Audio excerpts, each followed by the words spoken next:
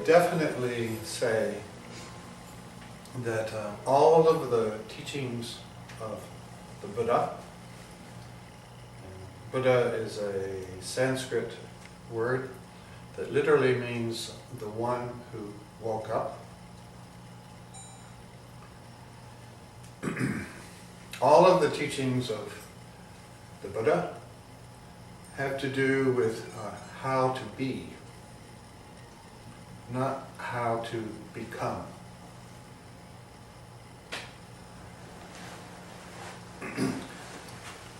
Generally when we want to become something else. We want to become something other than what we are in that present moment.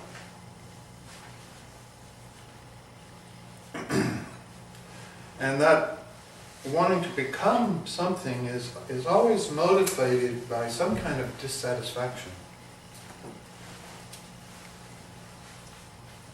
That something is missing. We don't have something that we need to get.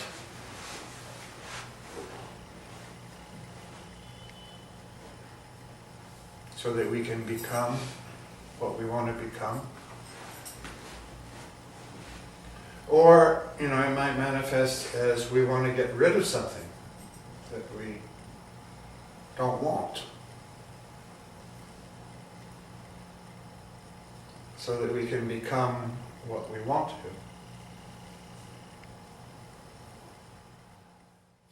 to. That,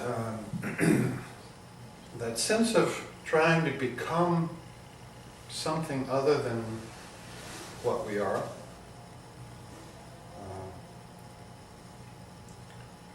which is motivated by some kind of a dissatisfaction with our lives,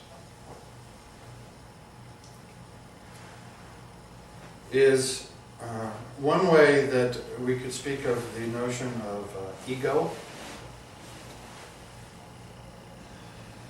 as it's defined in the Buddhist tradition.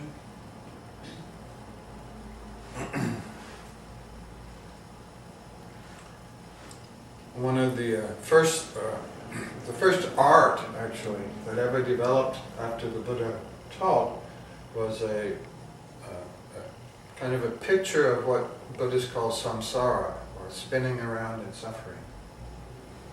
And you might have seen one, it's kind of a wheel, and there's a cock and a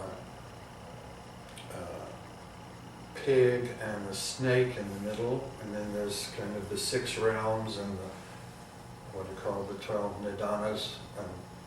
Sorry, I shouldn't use all these words, but basically it's a picture of how we get trapped in confusion. And we often call it the wheel of life. You'll often see it in English as the wheel of life. But the literal meaning or the literal name of that representation is the wheel of becoming. Because we always want to become something else. That approach to our life, or ego's approach to our life, the approach of wanting to become something else, something other,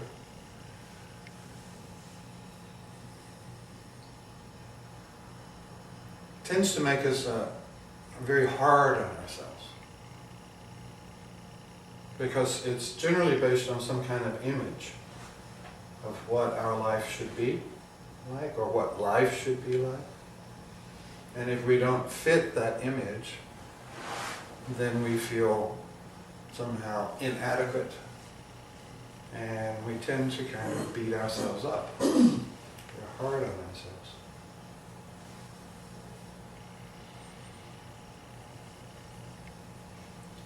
In contrast, the notion of being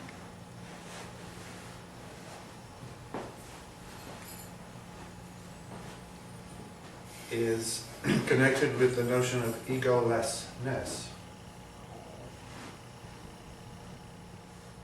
And the notion of,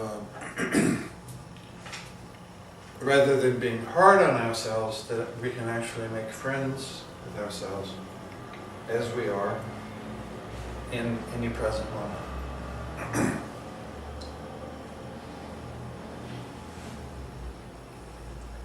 That we can be our own best friend, so to speak. So I think it's important, to understand that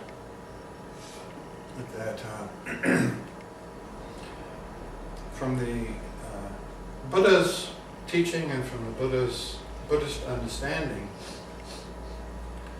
that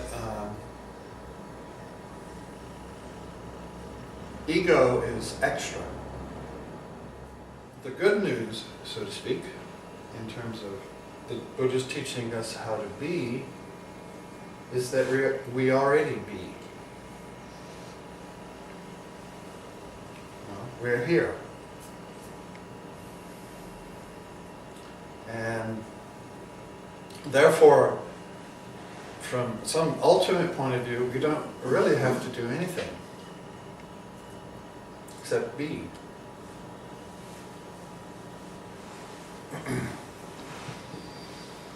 But as the story goes, the Buddha discovered very soon after his enlightenment that just saying, just to be, wasn't very effective. There's a story that shortly after the Buddha, or the day after the Buddha realized enlightenment, sitting under the Bodhi tree, he realized enlightenment when the sun came up in the east. Then he got up and he was walking down the road, and this man was walking past, and he noticed something tremendously calm and radiant about the Buddha. And he stopped the Buddha and he said, "What is it that you've discovered?" And the Buddha said, "I've discovered something like a natural, clear, uncluttered, blissful, wise way of being." And the man said, "Good for you." And walked on down the road. So the Buddha thought, well, that didn't work. And according to the text, he went off by himself for some 40 days and thought, well, what I've discovered is so simple. And it was so clear to him that all beings, and to kind of just keep it a little bit simple, we'll say all human beings, have what is called a Buddha nature, or basic goodness.